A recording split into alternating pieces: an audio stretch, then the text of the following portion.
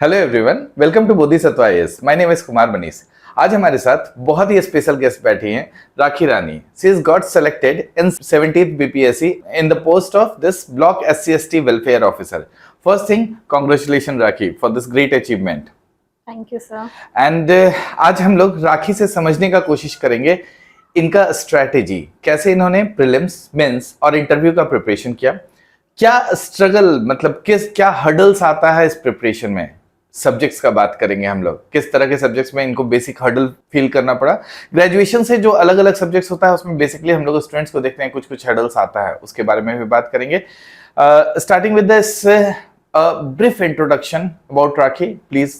So myself Rakhi Rani, I have done my graduation from economics subject from the University of Delhi and I have graduated in 2021 and ये मेरा prelims का third attempt था, serious attempt, and मेरा पहला mains and then पहला interview। Okay, पहला ही prelims qualify और उसमें मतलब आपका Yes, final sir. Selection. Yes, good, sir. ठीक है।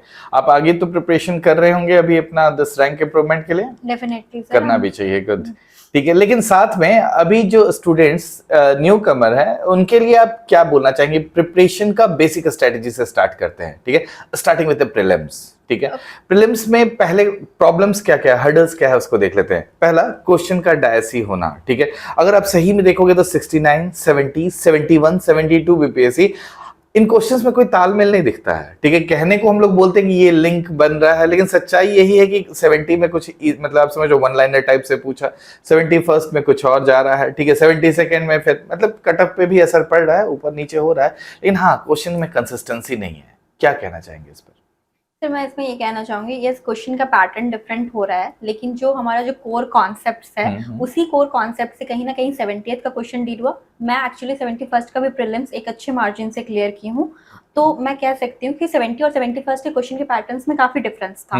बट स्टिल मैंने जो पढ़ाई, जो कॉन्सेप्ट्स मैंने उस टाइम समझा था, that only helped me in 71st also. तो आई विल टेल कि जो बेसिक कॉन्सेप्ट्स हैं उसको आप अपने अच्छे से स्ट्रेंथन करिए, क्योंकि वो जो थीम्स है समहाउ वो सेम ही रह रहे हैं। जो लोग बोल रहे हैं ना फैक्चुअल 70th में आया था, मतलब बेसिक जितना कंसेप्ट है पहले उस पर काम करो। क्वेश्चंस क्या आ रहा है बाद में देखेंगे, यही कहना चाह रहे हो आप, ठीक है। यहाँ सही बात है कि पहले, अच्छा एक बात इसमें हम बात तो करते ही रहेंगे हम लोग, लेकिन इसमें पहले एक बात बताइए, सब्जेक्ट इंपॉर्टेंस का क्या बोलते हैं। कुछ सब्जेक्ट को इंपॉर्टेंस रखना, किसी को बाद में पढ़ना, उस तरह का हम लोग बात करते हैं। जैसे साइंस का अपना ही प्रोपोर्शन है, करंट अफेयर का अपना प्रोपोर्शन है, हिस्ट्री का अपना प्रोपोर्शन है, ठीक है। तो ये अपने आप में आपका 90 क्वेश्चन 100 क्वेश्चन के आसपास कवर कर लेता है, ठीक है। इसमें क्या कहेंगे सर? मैं इनपुट टू आउटपुट रेशियो बोलूंगी। बायोलॉजिकल ये देखा जाए, अगर हिस्ट्री 30 क्वेश्चन, साइंस 30 क्वेश्चन और करंट अफेयर्स 35 क्वेश्चंस पूछ रहे हैं, तो ऑब्वियसली आपका जो स्टार्टिंग में एम्फेसिस होना चाहिए वो इन्हीं प्रायोरिटी सेक्टर्स पे होना चाहिए। लेकिन अदर सब्जेक्ट्स को आप मिस नहीं कर सकते हैं, क्योंकि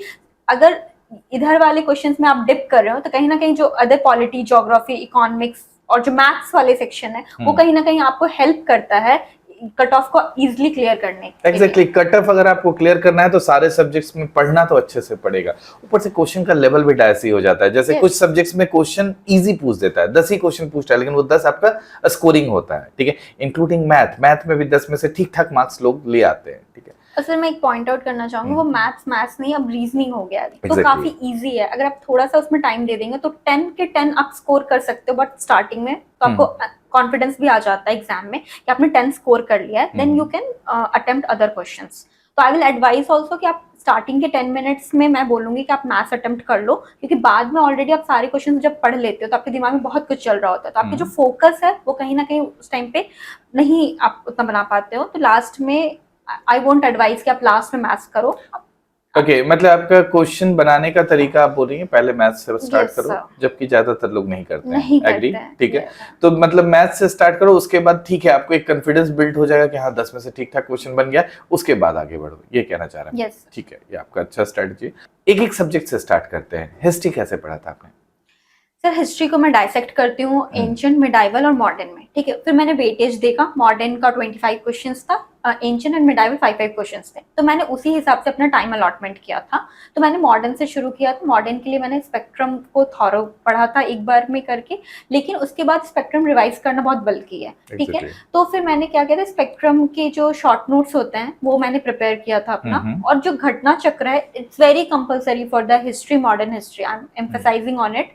मैंने वो घटना चक्र के क्वेश्चंस लगाए थे, और अब घटना चक्र को भी तो रिवाइज करना है आपको, तो जो क्वेश्चंस मैं ऐसा कर रही थी कि मैं बार बार गलती कर रही हूँ, मैंने उसके भी जैसे इंपॉर्टेंट है जैसे एजुकेशन, गवर्नर, इस पे मैंने शॉर्ट नोट्स अपने बना लिए थे, सो दैट मैं लास्ट मोमेंट में अच्छे से रिवाइज कर सकूँ, ठीक है। एंशिएंट और मिडाइवल के लिए मैंने अरिहंत के एनसीईआरटी नोट्स एक बुक है, उसको फॉलो किया था। और अरे एंशिएंट और मिडाइवल में घटना चक्र, सर मिडाइवल में घटना चक्र रेलिवेंट होता है, एंशिएंट में लाइक मौर्य, गुप्ता और सिलेक्टेड टॉपिक्स आता है। बीपीएससी में एंशिएंट पूरा नहीं पढ़ना, पूरा उतना नीड नहीं है घटना चक्र की, लेकिन मैं मिडाइवल में जैसे कि मुझे पता दिल्ली सल्तनत, विजयनगर और मुगल ही पूछ रहे हैं, तो मैंने मेरा जो फोकस होता था इन्हीं 3 टॉपिक्स पे होता था, और इससे मैं मतलब सिलेक्टेड टॉपिक आप एंशिएंट और मिडाइवल में कर सकते हैं। यस सर, ठीक है। एक और चीज, ये जो नोट्स आप बोल रहे हो, कैसे नोट्स बनाते थे? मतलब A4 शीट में या नोटबुक में पूरा ही लिखे जा रहे हैं, किस तरह से नोट्स बनाते थे? देखो हिस्ट्री का इसलिए ज्यादा पूछ रहा हूँ, बल्कि हो जाता है कभी कभार, ठीक है। एंशिएंट मिडाइवल और दिस मॉडर्न का बात करते हैं, और उसके बाद नोट्स बनाना। 2 बुक तो आप ऑलरेडी बता चुके हैं, स्पेक्ट्रम और दिस घटना चक्र, ठीक है। घटना चक्र is not a book, this is PYQ collection, ठीक है। तो उसका बात हम लोग समझ रहे हैं, ठीक है। तो उसमें कैसे करते थे, कैसे नोट्स बनाते थे? सर स्पेक्ट्रम आपके अंडरस्टैंडिंग के, अच्छा, स्पेक्ट्रम में जो पीछे एक मिसलेनियस एरिया दिया हुआ है, what do you say about that? Sir वो लास्ट में रिवीजन करने के लिए अच्छा, बट हमारा जो हिस्ट्री है वो मेंस में भी आपको आंसर राइटिंग करना, तो मैं बोलूंगी वो एक बार गो थ्रू होकर आप पढ़ो, सो दैट आपकी जो बेसिक कॉन्सेप्ट है वो अच्छे से बन जाए, ठीक है। और रिवीजन के लिए आपको मिसलेनियस की तरफ जा सकते हैं ऐसा करके। मैं उतना उस पर एम्फेसाइज नहीं की थी, मैंने वहां से जो मेरे कोर कॉन्सेप्ट बने थे, फिर मैंने जो घटना चक्र लगाया था, सो दैट मुझे आइडिया लग गया था कि बीपीएससी कैसे स्पेसिफिक क्वेश्चन पूछ रहे, कौन से एरिया से क्वेश्चन पूछ रहे, फिर मेरा फोकस उन्हीं एरियाज में ज्यादा हुआ करता था। अब जैसे आपने पूछा था कि वो बल्कि नोट्स का क्या करना है, तो जो A4 शीट है मैं उस पे ही जो रेकरिंग क्वेश्चंस है और जो मैं गलत कर रही हूँ मैं उसको पॉइंट आउट कर ले अपने हिसाब से। जो आपका जो वीक एरियाज है आप उसको पॉइंट डाउन करो कॉपी में, जो भी A4 शीट या जैसा है, सो दैट लास्ट मोमेंट आपको रिवीजन के लिए इजी हो। मतलब आप कहना चाह रही हैं जो क्वेश्चंस आपका बार बार गलत हो रहा है उसको एक बार आप नोट डाउन करके अच्छे से ये कर ले कि हाँ इसको रिवाइज करते हैं, गलत नहीं हो, ठीक है। अब कुछ चीज तो इजी होता है, एक बार में आपको याद हो जाएगा वो। यस सर, जैसे मराठा या मैसूर का जो वॉर वाला सीक्वेंस है, ये आप भूलोगे ही भूलोगे। अब वहां पे आप बार बार स्पेक्ट्रम रेफर नहीं कर सकते, आप अपना एक बॉक्स बना लो कि ये 3 मराठा ये ट्रीटी हुई थी, तो इससे आपको इजी होगा उसको मेमोराइज करने। शॉर्ट नोट्स का बात कर रहे हैं, एग्जैक्टली, ठीक है। पूरा नोट्स नहीं बनाना है, शॉर्ट नोट्स बनाना है, ठीक है। और ये घटना चक्र का भी नोट्स बनाए थे, घटना चक्र को हाइलाइटर से कुछ इस तरह का कुछ किए थे। मतलब PYQ का हम घटना चक्र नहीं बोलते, कोई भी बुक जो आप लिए हो, ठीक है, उसके लिए क्या करते हैं, ठीक है, आप घटना चक्र रेफर किए थे, लेकिन जनरली आप कोई भी पसंद कर सकते हैं जो भी लेना है, ठीक है। तो उसको क्या हाइलाइटर से हाईलाइट करके पढ़े थे या कुछ और? जो फर्स्ट टाइम में हो गया था तो हो गया था, सेकंड टाइम में जो मैं भूल रही थी उसको मैंने सर्कल किया था, एंड थर्ड टाइम में जो मैं बार बार भूल रही हूँ मैंने उसको नोट डाउन ही कर लिया था। अलग से नोट डाउन ही कर लिया था, उसको रेफर करना मेरे को इजी होता था। चलिए बढ़िया। हिस्ट्री तो हम लोग बात कर चुके हैं, what about science? Sir science specific कर दीजिएगा, फिजिक्स केमिस्ट्री बायोलॉजी तीनों का। यस सर, तो साइंस मैंने आपसे ही पढ़ा था, ठीक है। तो आपके जो नोट्स थे मैं उसको थॉरली फॉलो करती थी फिजिक्स केमिस्ट्री बायो के लिए। तो मैं फिजिक्स में आती हूँ, तो फिजिक्स में मैंने 71st में देखा कि न्यूमेरिकल्स भी वो लोग पूछ रहे हैं, ठीक है। तो सिंस मेरा साइंस बैकग्राउंड था तो मैं उस टाइम पे डील कर ली थी, बट अब मैं कहूंगी कि इलेक्ट्रिसिटी हो गया या लाइट हो गया या थोड़े बहुत जो सेफ साइड के लिए मैं आई विल एडवाइस कि वो प्रैक्टिस कर लीजिए। और साइंस में जो आपके फिजिक्स के नोट्स थे वो और जो घटना चक्र था वो मैं जाके प्रैक्टिस कर ली थी। और केमिस्ट्री में भी सेम आपके नोट्स एंड घटना चक्र प्रैक्टिस किया था, एंड बायो में भी आई से द सेम। लास्ट में मैंने अरिहंत के एनसीईआरटी नोट्स, एनसीईआरटी वाला हम, हाँ, वो मैं जैसे केमिस्ट्री इन एवरीडे लाइफ ये अब थोड़ा चेंज कर रहे पैटर्न, बस उसको रेफर करने के लिए आई जस्ट मतलब पिक्ड अप फ्यू चैप्टर्स, वो मैं रेफर किया जो अभी करंट इश्यूज ये सब का बात कर रहा होता है। अच्छा, एक छोटा सा चीज, क्या एनसीईआरटी पढ़ना चाहिए इसमें साइंस में 6 से 10 जो जनरल बोला जाता है, पढ़े थे कि नहीं? पढ़ना चाहिए नहीं पूछ रहा हूँ आपसे, आप पढ़े थे कि नहीं? सर मैंने नहीं पढ़ा था। तो बस उस पर हम लोग कंसंट्रेट करेंगे, ज्यादा अच्छा है, ठीक है। अभी एक छोटा सा साइंस में ये सच में डिस्कशन वाला टॉपिक चल रहा है कि जैसे AEDO का एग्जाम हुआ, ठीक है, कुछ क्वेश्चंस पूछ दिया है जो जनरली नहीं बन रहा है बहुत से स्टूडेंट्स पर, तो बहुत जगह सजेशन दिख रहे होंगे 11-12 का पढ़ना चाहिए, पढ़ना, आपका साइंस ही बैकग्राउंड है, पढ़ना चाहिए नहीं चाहिए? तो मैं कह रही हूँ अगर वो आपसे नहीं बन रहा है तो फिर वो किसी से नहीं बन रहा है, ठीक Leave है। it. आपका रिलेटिव कंपटीशन हो रहा है, ठीक है, तो आपको 11-12 में आप कितना आपको इनपुट ज्यादा देना पड़ेगा, ऊपर से आपको समझ में नहीं आएगा, फिर वो एग्जाम हॉल और में साथ में नीट और आईआईटी का भी एग्जाम आ जाएगा, उसको भी दे लेना चाहिए उस केस में, है ना? Yes sir. और फिर वो एग्जाम हॉल में उस प्रेशर में जो आपने कॉन्सेप्ट जो आधा अधूरा समझा है वो आप कहीं ना कहीं बनेगा। एग्जीक्यूट भी नहीं कर पाओगे, ठीक है। तो टाइम वेस्ट ना करके जो बेसिक है उस पर आप काम करो, क्योंकि रिलेटिव कंपटीशन है, वही सब्जेक्ट्स पढ़ के एग्जाम्स में अच्छा स्कोर हो जाता है। और देखो कोर कंसेप्ट से पढ़ने पे भी, जैसे एईडीओ के एग्जाम में जो इतना हवा बना हुआ था, इसका हम यूट्यूब पे डिस्कशन भी किए। टोटल 33 क्वेश्चंस था, एईडीओ 1 का बात कर रहे हैं, 33 क्वेश्चंस था साइंस का, उसमें से 25 डुएबल था, ठीक है, विद आवर बेसिक नॉलेज, ठीक है। अब ये जो 8 क्वेश्चन है, इसमें भी अगर एलिमिनेशन और कुछ कुछ करोगे तो इक्का दुक्का और बढ़ा ही सकते हैं हम लोग, लेकिन आप 25 भी नहीं लाके 23 भी ला रहे हो, व्हाट्स रॉन्ग इन दैट? 33 में अगर 23 आ रहा है, दिस इज गुड मार्क्स, अगर इस तरह का क्वेश्चन पूछता है तो, ठीक है। तो जो आलतू फालतू का एरिया है उसमें जाकर अपना समय बर्बाद करने से अच्छा है कोर पे स्टिक रहिए और उसको रिवाइज करिए। Exactly. Third most important area, in fact first most important area is current affair, ठीक है। तो करंट अफेयर कैसे किए? सर जो मंथली मैंने मैगजीन फॉलो की थी, एंड सर एग्जाम हंटर की मैंने मैगजीन फॉलो की थी, वो मेरे को बहुत फायदा किया था। इनफैक्ट 71st में भी मैंने थॉरली इसको फॉलो की थी, एंड 72nd के लिए भी मैं उसी पे रिलाई कर रही हूँ, and it is like trial and tested for me and it worked for me. And sir current affairs में मैं ये बोलना चाहूंगी, मैं एक लाइब्रेरी की सीट पे मैं एक लिस्ट डाउन करती थी मंथ वाइज, ठीक है, कि मैं एक मंथ को कितनी बार पढ़ाई किया है। तो एक मंथ जो मैगजीन होती है कम से कम 3 बार आपको गो थ्रू होना है, तभी आपको वो फैक्ट्स थोड़े से ब्रेन में रहेंगे, तभी आप एग्जाम में क्वेश्चंस लगा पाओगे। मतलब आप एक मैगजीन, मतलब आप कह रही हैं किसी एक मैगजीन पे कंप्लीट डिपेंडेंट थी? What about newspaper? तो न्यूज़पेपर तो मैंने नहीं फॉलो किया। ठीक है, वही चीज है, मतलब हर स्टूडेंट का अपना स्ट्रेटेजी होता है, ठीक है, और सारा स्ट्रेटेजी सक्सेसफुल है ऐसा नहीं, क्योंकि आप रिजल्ट दे चुके हो, ठीक है, तो हम कह सकते हैं कि वो स्ट्रेटेजी सक्सेसफुल है। कुछ लोग न्यूज़पेपर प्रेफर करते हैं, वो भी एक अच्छा स्ट्रेटेजी है। कुछ अगर पर्टिकुलर किसी करंट अफेयर मैगजीन पर बिलीव करके काम कर रहे हैं, ट्रायल एंड टेस्टेड स्ट्रेटेजी है उनका, अच्छा है, ठीक है, इसमें कोई खराबी नहीं है। चलिए कुछ और सब्जेक्ट्स का बात कर लेते हैं। अच्छा, इकोनॉमिक्स को करंट से अलग करके बात करेंगे कि आप उसी में बताएंगे? सर इकोनॉमिक्स मैं अलग से बात करूंगी इकोनॉमिक्स पे, क्योंकि इकोनॉमिक्स का अपना एक इम्पोर्टेंस मुझे लगता है, क्योंकि इकोनॉमिक्स के जो आप कॉन्सेप्ट समझ रहे हो वो कोर कॉन्सेप्ट समझना बहुत important. It's not only about the economic survey and budget, ठीक है। आप इकोनॉमिक सर्वे बजट में आपको लग रहा है प्रीलिम्स में लगा लोगे, लेकिन आपको जो मेंस में जब आपको लिखना है, तो जो इकोनॉमिक्स की अंडरस्टैंडिंग वो मेंस में तो GS2 के सेक्शन में काम आ रहा है आपको, प्लस एसए में भी इनडायरेक्टली आप रिफ्लेक्ट करेगा, प्लस इंटरव्यू में भी समहाउ, क्योंकि इकोनॉमी, बिहार के इकोनॉमी से वो बहुत सारे क्वेश्चन पूछ रहे होते हैं, तो अगर आपकी अंडरस्टैंडिंग रहेगी तो आप डेप्थ में एक बार आंसर दे सकते हैं। तो आई विल से कि उसके जो कोर कॉन्सेप्ट्स है लाइक इन्फ्लेशन एंड ये आप अंडरस्टैंडिंग रखो, और उसके बाद जो करंट से कनेक्ट करके जो टॉपिक आ रहा है तो आपको मजा भी आएगा पढ़ने में। लाइक रटिफिकेशन से बहुत एग्जैक्टली नहीं तो वर्डिंग डायरेक्टली रटना, ये डेटा दिया है, मतलब भी हम नहीं समझते हैं, उसका कोई खास मतलब नहीं होता है, आपको बेसिक कांसेप्ट से। इकोनॉमिक्स के लिए क्या एग्जैक्टली आप फॉलो की थी? तो इकोनॉमिक्स के लिए जो मेरे क्लास नोट्स थे मैंने उस पर रिलाई किया था, और जो कुछ कॉन्सेप्ट्स जो थोड़े ट्रिकी होते थे फिर वो मैंने यूट्यूब से भी रेफर किए थे समझने के लिए, और उसी क्लास नोट्स को मैंने मल्टीपल टाइम्स रिवाइज किया था, और साथ में इकोनॉमिक सर्वे एंड बजट को थॉरली करके आई अपीयर्ड इन। किस टीचर का नोट्स आप ये रेफर की थी इकोनॉमिक्स में? सर प्रदीप सर का। ठीक है, तो वो तो ऐसे भी कवर कर ही देते हैं आपका दिस सर्वे और बजट, ठीक है, गुड। और उस टाइम पे यूट्यूब पे आता था उनका इकोनॉमिक सर्वे एंड बजट, हर साल डालते हैं सर। चलिए ठीक है। इसके बाद इकोनॉमिक्स के बाद हमारा कौन सा बचता है? ज्योग्राफी, बताइए उसके बारे में। सर ज्योग्राफी की जो NCERT बुक है क्लास 11th वाली, वो मैंने फॉलो की थी। 11th 12 दोनों? 11th में ही वो फिजिकल ज्योग्राफी और Indian geography that I followed, and साथ में मैंने कुछ टॉपिक्स के घटना चक्र लगाए थे। इंडियन ज्योग्राफी के मैंने घटना चक्र लगाए थे। पूरा ज्योग्राफी का घटना चक्र नहीं? पूरा ज्योग्राफी का नहीं लगाया था, वर्ल्ड ज्योग्राफी मैंने नहीं लगाया था। प्लस मेरा ज्योग्राफी थोड़ा वीक एरिया था, ठीक है, तो मुझे पता था वो मेरा वीक एरिया है, तो मैं उसी रेशियो में लेके चल रही थी कि मुझे अदर एरिया से कॉम्पनसेट करना है। अच्छा, ज्योग्राफी में जैसे मतलब कुछ लोग बोलते हैं कि हाँ लिस्ट बना के रटना, ये ज्वालामुखी कहाँ है, वो सब काम नहीं किए थे?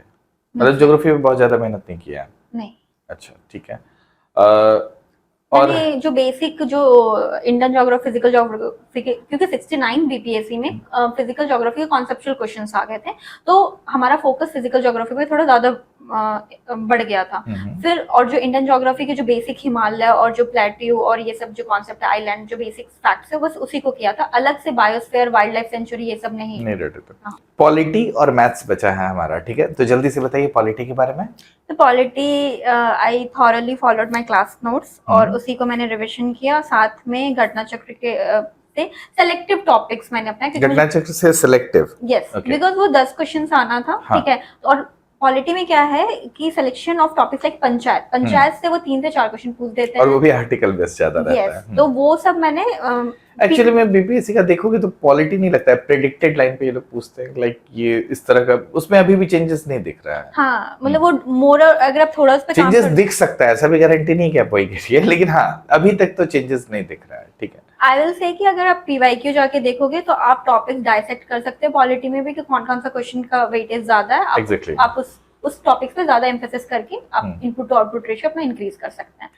एंड सर मैथ्स जो मैथ्स आपका बैकग्राउंड है तो सवाल सही नहीं है मेरा। नहीं सर, मैं मैथ्स बैकग्राउंड थे 11th 12th में। हाँ तो मैथ्स के लिए जो टेस्ट जब लगाते थे तो टेस्ट में जो 10 क्वेश्चन रहता था, जो क्वेश्चन मेरा गलत हो रहा है ऐसा करके, वो मैं आके उसी दिन कॉन्सेप्ट को समझ लेती थी, क्योंकि लास्ट के लिए आप रखोगे, लास्ट वो कभी आता नहीं है। ठीक है। अच्छा बताए, आप कि टेस्ट लगाते थे तो उससे हम उसी दिन ठीक कर लेते हैं, सही उपाय है, मैथ्स के लिए किया जा सकता है। जिनका बैकग्राउंड है, जिनका नहीं है थोड़ा पढ़ना चाहिए उनको।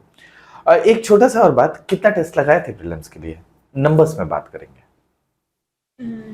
लगभग है कोई एग्जैक्ट बताने का? 30 to 35 आई विल से इस साल लास्ट ईयर 70th, ठीक है। तो इसमें 30 से 35 मतलब एक कोचिंग या दो कोचिंग? नहीं, only one coaching and sectional और फुल लेंथ में मिला के बता 30 to 35 हाँ, लगभग। उनके जितने भी सेक्शन और फुल लेंथ है आई फॉलोड इट। उसको रिवाइज किए, रटे कैसे, मतलब टेस्ट लगाने का तरीका हम आपसे एग्जैक्टली जानना चाहते हैं। कैसे, मान लो टेस्ट पेपर आपको दिए, आप जाके टेस्ट देके आ गए, उसके बाद क्या करना है, उसको कैसे एनालाइज कर रहे हो? हाँ, तो सबसे पहले सर 69 अगर मेरा नहीं हुआ है बीपीए प्रीलिम्स, तो मुझे ये रियलाइज हुआ कि मेरा जो पेपर लगाने का तरीका था वो गलत था। मैंने बस 108 क्वेश्चंस अटेम्प्ट किए थे और मेरी एक्यूरेसी लेवल ऑलमोस्ट 70% है, ठीक है। तो वो उसमें आपका कट ऑफ नहीं क्लियर होगा, ये मुझे थोड़ा बाद में रियलाइज हुआ।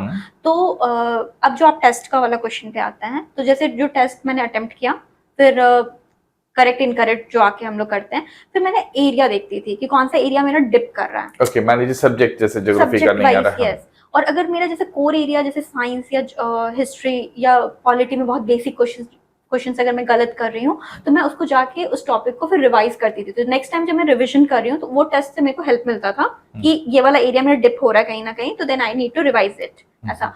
और जो टेस्ट में जो मुझे ऐसा लगता था कि जो ये क्वेश्चंस बीपीएससी देखिए, क्योंकि टेस्ट में जो क्वेश्चंस पूछ रहे हैं दैट इज नॉट नेसेसरी कि वो आपके एग्जाम हॉल में आ जाएंगे, ठीक है। बट अगर कुछ क्वेश्चंस दिख रहा है कि सिमिलर थीम पे हैं, तो फिर वो मैं कॉपी पे अलग से नोट डाउन कर लेती थी। आई विल से मैंने उतना कंसिस्टेंटली नहीं किया, मैंने लाइक 10 से 15 टेस्ट का ही कर पाई, लेकिन it is advisable to do it and it is advisable to do it on the same day. I will not say कि आप बहुत ज्यादा क्योंकि आप उसी दिन टेस्ट दियो, आपको सब कुछ क्वेश्चन याद है, सेम डे करिएगा तो टाइम भी बचेगा, याद भी अच्छे से हो जाता है, क्योंकि आप जो गलती किए रहते हैं उस दिन आपको याद हो जाता है इजीली।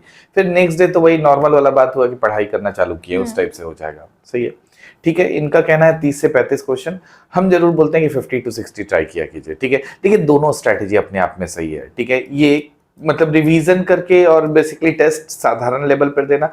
दूसरा है, जैसे अभी अगर आपको लग रहा है थोड़ा भी कॉन्फिडेंस लूज हो रहा है, try to solve more and more test paper, ठीक है। और उसको से भी ये भी अच्छा एक तरीका है, मतलब बहुत लोगों का मतलब प्रूफ तरीका है कि इससे भी अच्छा असर होता है कि आप टेस्ट पेपर बनाना बहुत चालू कर दीजिए, ठीक है। तो ये भी सही है, रिवाइज कीजिए एंड टेस्ट पेपर बनाइए, रैदर देन अभी नया मटेरियल उठाने के। अगर कुछ एरिया छूटा है तो बेटर है कि ठीक है छोड़ो उसको, अभी हम लोग टेस्ट पेपर पर फोकस कर देते हैं, ऐसा किया जाता है।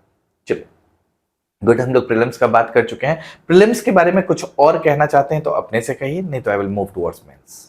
सर मैं इस एग्जाम पे बोलना चाहूंगी सबसे पहले कि आप whether you are studying at home और whether you are studying at library और समथिंग, ठीक है, आपका एक टेबल और एक comfortable chair, I will advice वो बहुत अच्छा होना चाहिए, क्योंकि आपको लॉन्ग सिटिंग आवर्स बैठना है, ठीक है। तो अगर वो इन्वायरमेंट ही कंड्यूसिव नहीं रहता है तो आप लंबे टाइम तक नहीं बैठ पाते हैं, उस पर मैं ये कह रही हूँ। और प्रीलिम्स में sir I have talked enough. अच्छा, एक छोटा सा बात, प्रीलिम्स के लिए कितने घंटे पढ़ना चाहिए? मेंस के लिए तुम जानते हैं, प्रीलिम्स में देखिए सिलेक्शन के बाद लोग मेंस में दिन रात मेहनत करता है, दिस इज ट्रू, ठीक है, लेकिन प्रीलिम्स तक अपने आप को बूस्ट करना, जोश बनाए रखना, कितना घंटे लगभग आप पढ़ते थे वो बता दीजिए। सर एग्जाम से 3-4 महीने पहले मैं बोलूंगी 6 to 7 आवर्स, लेकिन जब एग्जाम से 1-2 महीने पहले I will say 12 to 13 hours मेरा। Okay, you have joined library और? Yes sir, I have joined library, तो मेरा वो एक रेगुलर रूटीन हुआ करता था।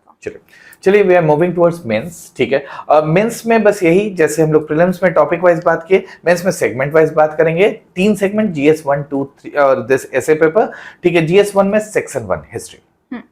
तो हिस्ट्री मैंने आपको पहले बताया था, मैंने स्पेक्ट्रम पढ़ रखा था, तो मैंने हिस्ट्री के जो भी पीवाईक्यूज मेंस में आ गए, in history is very predictable, right? अभी तक प्रेडिक्टेबल लाइन अभी तक तो प्रेडिक्टेबल है, तो वो जो भी टॉपिक्स जो रिपीटेटिव आ रहे थे उस पे मैंने अपने नोट्स बनाए थे, ठीक है, referring to the Spectrum and Bipin Chandra से इंट्रो वगैरह के लिए जो हेवी वर्ड्स है, सो दैट वो अच्छा रटा हुआ था जो पुराना क्वेश्चन है। सीधा बात है, पीवाईक्यूज जो है उसको हम लोग रट के जा रहे हैं, ठीक, कह सकते हैं। हाँ।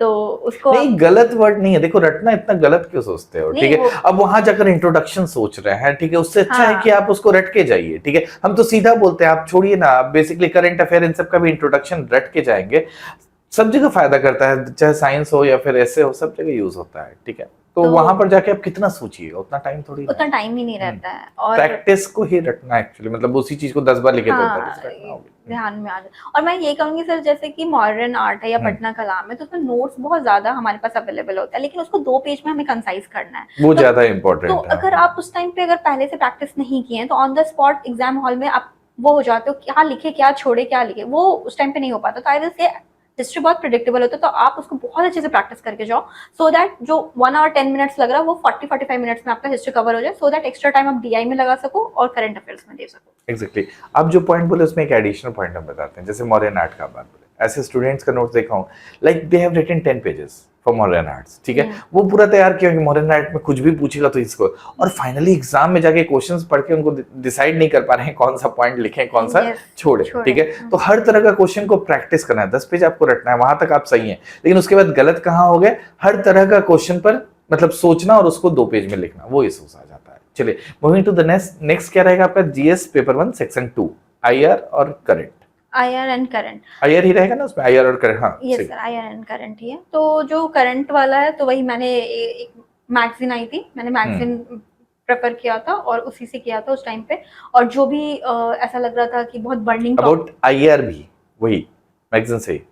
सर आईआर के जो टॉपिक्स है, like India Nepal, India Bangladesh, India US, जो वो पूछ रहे होते हैं, उसका मैंने प्रिपेयर कर लिया था। ओके, जो रीसेंट इश्यूज है ज्यादा है भी नहीं, 10 से 12 आता है, 10 से 12 है ऐसा फेवरेट एरिया। और ना पिछले 2-3 बार से ऐसा नोटिस किया जा रहा था, आईआर से वो नहीं पूछ के नॉर्मल जीएस से ही क्वेश्चन पूछ रहे थे, और सिंस मेरे पास जैसे साइंस का भी एक बार पूछ लिया था इसमें सेक्शन 2 में, तो इस तरह का हुआ है। तो 70th में जैसे पॉलिटी वाला सेक्शन डोमिनेट कर गया था आईआर वाले सेक्शन में ही, तो जो पॉलिटी में पढ़ा था वही काम आ गया था ऐसे तो, लेकिन बट कवरेज के लिए मैंने मैगजीन से वो करंट इश्यूज कवर करके गई थी मैं। चलिए बढ़िया। डीआई में कुछ कहेंगी? तो डीआई बहुत इंपॉर्टेंट और बहुत डिसाइडिंग फैक्टर होता है, हम लोग बहुत लाइटली लेते हैं उसको, बट डीसीसी फैक्टर चल वहां पर काम कर रहा होता है, एग्जैक्टली। यस सर, क्योंकि मेरे भी इस बार तो पेजेस 70th में कम आए, तो मेरे तो 2 रफ में चले गए, और तो उसकी वजह से 16 मार्क्स आप सोली लूज कर देते हो, और वो 16 मार्क्स आपको लास्ट में बहुत कॉस्ट करता है आपके रैंक डिसाइड में और रिजल्ट में। तो डीआई में सर पीवाईक्यू उठाइए, आप बैकवर्ड्स जाइए, कोई भी डीआई उठाइए और उसको टाइमर लगा के 20 मिनट्स में एक डीआई प्रैक्टिस करिए। अगर आपको डेली नहीं डिसिप्लिन है, आप हफ्ते में 2 बार 3 बार ऐसे शेड्यूल कर लीजिए, स्टार्टिंग से 3 महीने तक आपकी काफी डीआई प्रैक्टिस हो जाएगी। And don't take DI lightly, whether you are from DI का क्वेश्चन भी अच्छा खासा अवेलेबल है, तो बहुत ज्यादा सोचने का भी जरूरत नहीं है। पीवाईक्यू सर, वही पीवाईक्यू काफी अवेलेबल है, शुरू से ले रहा है डीआई का, इसमें तो है क्वेश्चन हमारे पास बनाने के। चलिए मतलब डीआई का एक सिंपल सा इनका वर्ड से ही है कि डेली 1-2 क्वेश्चन प्रैक्टिस करने का आदत डाल दीजिए, ठीक है। और एक्चुअली में डीआई सिर्फ प्रैक्टिस का ही चीज है, इससे ज्यादा क्या करेंगे, तो डीआई बनाना आना चाहिए, वो भी टाइम के अंदर, बिकॉज हमें उसमें लिखना भी रहता है स्टेटमेंट एंड ऑल। अगर आप पहले से प्रैक्टिस करके जाओगे तो आपके लिए एग्जाम हॉल में बहुत इजी होता है। और सिर्फ आंसर प्रैक्टिस नहीं, प्रॉपर लिखना, ठीक है, हाँ वो चीज इंपॉर्टेंट हो जाता है। और बॉक्स में अगर आंसर डालना है, तो ये सब छोटी छोटी हैबिट्स आपको क्योंकि एग्जाम हॉल में आपको 1 मिनट भी नहीं मिलता एक्स्ट्रा इम्प्रोवाइजेशन सोचने के लिए, तो जो करना है आपको पीछे बैकग्राउंड में मेहनत करके जानी है। चलिए good. And this GS paper 2, GS paper 2 sir जो पॉलिटी है, तो जो भी मेरे क्लास नोट्स थे आई रेफर टू दैट, और उसके अलावा जो भी मुझे एडिशनल पॉइंट्स उस टाइम पे वर्डनिंग ऐसा लग रहा था वो मैंने इंटरनेट का हेल्प लिया था। और फिर जीएस पेपर 2 में section 2 that is economics and geography. Economics and geography, तो जो भी मेरे जो क्लास नोट्स थे उसको रेफर किया था। एंड सर सारथी आईएएस को उस टाइम पे हाँ अच्छा रहता है उसका। हाँ, तो उसके कुछ मैंने पॉइंट्स रेफर किए थे। और हाँ, उस टाइम तक ज्योग्राफी नहीं पूछ रहा था 69 तक, ठीक है, लेकिन इधर पूछा है। Yes sir. तो ज्योग्राफी में जो बेसिक्स ही रेफर किए थे, लेकिन on the spot exam hall में लगा कि ओ ज्योग्राफी पूछ लिया है तो अब तो अटेम्प्ट करना है ऐसा। तो 71st में मतलब प्रिपेयर करके पहले से ही जो प्रेडिक्टेबल टॉपिक्स हैं लाइक हिमालयन फिजियोग्राफिक डिवीजन और जो भी थोड़े बहुत ज्योग्राफी के, थोड़ा एग्रीकल्चर, थोड़ा ये सर क्लास 12th की एक बुक आती है आई थिंक ह्यूमन ज्योग्राफी करके, यस सर, बहुत अच्छी बुक, बहुत अच्छी बुक है। तो मुझे बाद में जब आफ्टर मैं एग्जाम का पेपर दे के आ गई तब मैंने डाइसेक्ट किया, ओके क्वेश्चंस उसी बुक से थे। माइग्रेशन टॉपिक था, बहुत अच्छी बुक है, इंडस्ट्रीज माइग्रेशन इतना अच्छा दिया है, मतलब कि आप तो आप ह्यूमन ज्योग्राफी आप रेफर कर सकते हैं, वो सेक्शन 2 बहुत अच्छी हो जाएगी। अच्छा, इसमें जनरली आप लोग एक बात छोड़े रहते हैं मेंस में, अगर आप भी किए हैं रेफर तो अच्छा है। सोसाइटी का बुक भी देखिए, 11 12 का एनसीईआरटी का ऑसम बुक है, ठीक है, मतलब अगर ऐसे वैसे में भी हेल्प चाहिए बहुत अच्छा है वो, ठीक है। तो एनसीईआरटी रेफर करना चाहिए उस तरह का बुक। जैसे आप ह्यूमन ज्योग्राफी अचानक से नाम लिए, जनरली ह्यूमन ज्योग्राफी लोग छोड़ देते हैं, ठीक है, यहाँ पढ़ना चाहिए, ठीक है। सोसाइटी वाला 2 बुक है, इंडियन सोसाइटी बहुत अच्छा बुक है वो, ठीक है। तो मतलब आपको ऐसे में भी फायदा करता है। खैर आगे बताइए। और फिर थर्ड सेक्शन है साइंस एंड टेक। तो साइंस एंड टेक जो आपके नोट्स थे I will completely refer to that, और उसके अलावा मैंने कुछ नहीं किया था। क्लास में ही आप हम लोगों को वो बता देते थे लाइक उसको बाइसेक्ट कर लिया करो, लाइक एग्रीकल्चर में, हेल्थ में, तो उससे थोड़ा सा माइंडसेट वैसे प्रिपेयर हो रहा था धीरे धीरे, तो उसी को रेप्लिका किया। चलिए ठीक है। एक छोटा सा बात यहाँ पे हम पूछना चाहेंगे, साइंस एंड टेक ठीक है, इसमें जीएस पेपर 2 में आप पार्ट 3 का बात किए, साइंस एंड टेक को एसे में बताइए, मतलब एसे में बात करेंगे, लेकिन साइंस एंड टेक क्या एसे का कोई क्वेश्चन आप साइंस एंड टेक से रिलेटेड को बनाने का कोशिश किए थे? यस सर, 71st में जो टेक्नोलॉजी का हमारा आया था, टेक्नोलॉजी बून और ब्रेन करके इस बार, तो उसमें साइंस एंड टेक का ही सारा मटेरियल मैंने इनकॉर्पोरेट किया, like biotechnology, nano technology, cyber, जितना भी था आई यूज्ड दैट ओनली। तो कैसा, मतलब उस साइंस एंड टेक से इसमें क्या हेल्प मिला आपका? मतलब लिख सकते हैं आंसर अच्छा मार्क्स के लिए? हाँ सर, वो जो ऑब्वियसली ऐसे में आप देखिए हम ये सवाल इसलिए पूछ रहे हैं कि देखिए साइंस एंड टेक का जब लोग प्रिपेयर करता है ना, ये सोच के करता है जीएस पेपर 2 का सेक्शन 3 का प्रिपेयर कर रहे हैं, लेकिन हम हमेशा बोलते हैं साइंस एंड टेक सिर्फ उतना नहीं है। साइंस एंड टेक आपको एसे का भी मार्क्स दिला रहा होता है, और एसे में तब दिला रहा होता है जब आपको एसे का क्वेश्चंस नहीं आता है, ठीक है, बाकी क्वेश्चंस आपको नहीं आ रहा होता है, ये सर्वाइवर का काम करता है। और ऐसा अच्छा इससे लिखा जाता है, मतलब साइंस का रिलेटेड ऐसे, because you can give more current related facts, क्योंकि आप करंट अफेयर भी पढ़ रहे होंगे, इसलिए हम ये क्वेश्चन आपसे पूछ रहे हैं। अब इस मेरा पॉइंट समझिए, इस पर बताइए। हाँ सर, वो जो टॉपिक जो भी साइंस एंड टेक से रिलेट हो रहा है, तो वहाँ पे जो आप कॉन्सेप्ट समझे तो आप अच्छे से उसको डाइल्यूट करके आप मतलब ये काम किया ना साइंस एंड? यस सर, मेरे को तो काम किया, मैंने 71st में अप्लाई किया। क्योंकि कुछ क्वेश्चंस ऐसे होते हैं जो बनेंगे ही नहीं, ठीक है, मतलब बहुत फिलोसफिकल वाला आने पे, देखिए फिलोसफिकल ऐसे बहुत अच्छा होता है मार्क्स लाने के लिए, लेकिन उसके लिए आपको काफी कुछ पढ़ा हुआ होना चाहिए, तब जाकर लिख सकते हैं। साइंस एंड टेक वाला क्या है कि कोर एरिया पढ़ते पढ़ते आप एक अच्छा आंसर लिख सकते हैं, वो फायदा हो जाता है। हाँ, ऐसे में जो जीएस वाले अगर क्वेश्चन पूछ देते हैं तो आप साइंस एंड टेक का एक सेक्शन तो इनकॉर्पोरेट उसमें कुछ इकोनॉमिक्स पॉइंट ये सब ला के फिर आप उसको किसी भी तरह में बेंड कर सकते हैं, वो फायदा होता है। इनफैक्ट जो सारे सब्जेक्ट हैं जीएस के, वो ही लास्ट में हेल्प करते हैं ऐसे लिखने में। मैंने ऐसे की कोई प्रिपरेशन नहीं की थी, जो मैंने जीएस पढ़ाई किया था मैंने उसी को यूज करती थी, उसी कंटेंट को, whether it's history, polity, science and tech, economy, उसी कंटेंट को मैं यूज करती थी इसमें ऐसे के लिए।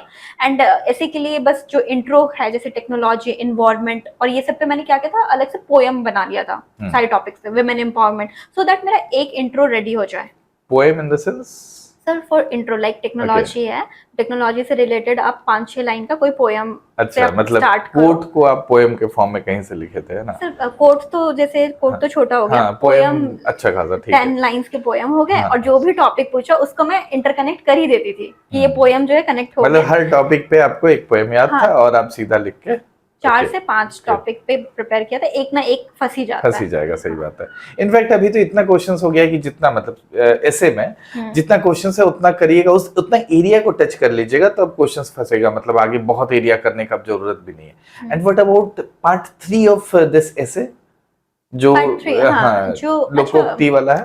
सर सिंस मेरा भी पहला मेंस था तो मैं लोकोक्ति के पीछे बहुत परेशान थी कि कैसे डाइसेक्ट होगा। एक्चुअली में लोग टाइम बर्बाद करते हैं, इससे ज्यादा कुछ नहीं। बस मैं यही बोलने वाली थी। मैं ऐसे कि एक दिन पहले भी 4 बजे उठ के पूरे वो 100 लोकोक्ति याद कर रही हूँ कि इसमें से एक बस मेरा लग जाए, लेकिन वो 4 देते हैं आपको, 4 में से एक रहता है और वो कॉमन रहता है कि आप जो समझ में ऐसे भी आ जाता है, ऐसे भी आ जाता है आराम से। जैसे हम लोगों का जैसन बोयबा वैसन काटबा एज यू सो, मतलब बहुत कॉमन था। तो एक बार उस लोकोक्ति को हिंदी इंग्लिश में अगर आपका मीडियम इंग्लिश है तो उसको एक बार इंग्लिश में कीजिए और उसके बाद उसको तोड़ के लिखना चालू कीजिए। यही टॉपिक हाँ, उसके बाद एक सिंपल टॉपिक है, उस पर आप आराम से आंसर लिख सकते हैं। एग्जैक्टली यही करना है। तो ये जो लोकोक्ति वाला माहौल बना हुआ है ना कि आप आधा जिंदगी मतलब मेंस होने के बाद क्या करते हैं लोकोक्ति वाला, सच में बहुत मेहनत करते हुए स्टूडेंट्स को देखा हूं, भाई मार्क्स तो उतना ही दिलाने वाला है, ठीक है। हाँ, तो बस बात वही है, उस हिसाब से सोच के देखिएगा तो फिर समझ में आएगा कि क्या चल रहा है, ठीक है। चलिए खैर ठीक है, हम लोग प्रीलिम्स और मेंस का बात कर रहे हैं, बट अबाउट इंटरव्यू, ठीक है। इंटरव्यू में बस हम आपसे ये नहीं पूछ रहे हैं कि आपका प्रिपरेशन कैसा था, क्या चल रहा था, just tell me the questions if you remembered कि क्या क्या वो पूछे थे, ठीक है। बोर्ड कैसा था, कैसा हेल्प किया, ठीक है, और मतलब स्ट्रिक्ट थे कि इजी गोइंग था, और किस एरिया में बात की, बस उतना ही। अगर क्वेश्चन एग्जैक्टली याद है तो एरिया बता दीजिए, कोई दिक्कत नहीं। मेरा मुरली सर का बोर्ड था, ठीक है, उसमें 3 मेंबर थे और 25 मिनट्स के ड्यूरेशन का राउंड चला था, ठीक है। और उनका न्यूट्रल फेस हुआ करता था, उनके फेस से आप नहीं पता कर सकते। तो नॉर्मली उनका क्वेश्चन जस्ट सिंस मेरा इकोनॉमिक्स बैकग्राउंड रह चुका है तो उन्होंने ऑरेंज इकोनॉमी से स्टार्ट किया था और फिर ऑरेंज इकोनॉमी के बाद और मेरा हिस्ट्री ऑप्शनल रहा, तो सिंस मेरा अलग हुआ सब्जेक्ट तो they asked why did you change your subject ऐसा ऑप्शनल।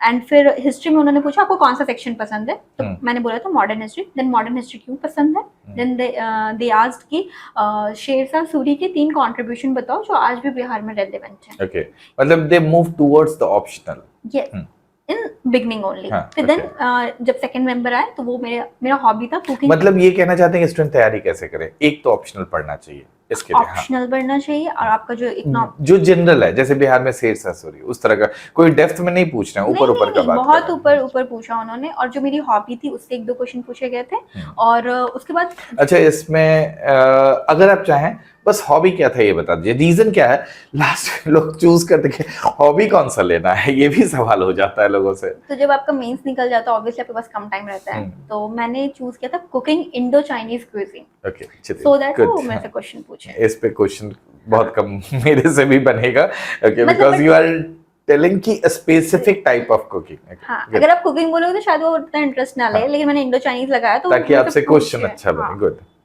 और उसके बाद फिर वो मेरे से मॉडर्न हिस्ट्री पे थोड़ा क्वेश्चन पूछे। फिर मेरा थर्ड मेंबर है वो मेरे इकोनॉमिक्स पे आए, लाइक इन्फ्लेशन को कंट्रोल करने का क्या तरीका है, और वो थोड़ा सा इकोनॉमिक्स पे थोड़ा सा गए थे deep, like advertisement demand of elasticity क्या होता है। फिर मेरे को एक न्यूमेरिकल भी दे दी on the spot and they told me numerical they give sheet also, no just like orally only कि इफ कंपनी ए का इलास्टिसिटी इतना है, कंपनी बी की इलास्टिसिटी कितना है, कहां पे एडवर्टाइजमेंट ज्यादा करनी चाहिए, ऐसा करके एंड ऑन द स्पॉट देना था। तो बेसिकली वो चेक कर रहे होते हैं आपका टेम्परामेंट, वो आपको थोड़ा प्रेशराइज करने की कोशिश कर रहे होते हैं, लेकिन वो बहुत सरफेशियल लेवल पे ही हो रहा होता है। मेरा इंटरव्यू मेरे कोर सब्जेक्ट्स पे ही गया, इकोनॉमिक्स एंड ऑप्शनल।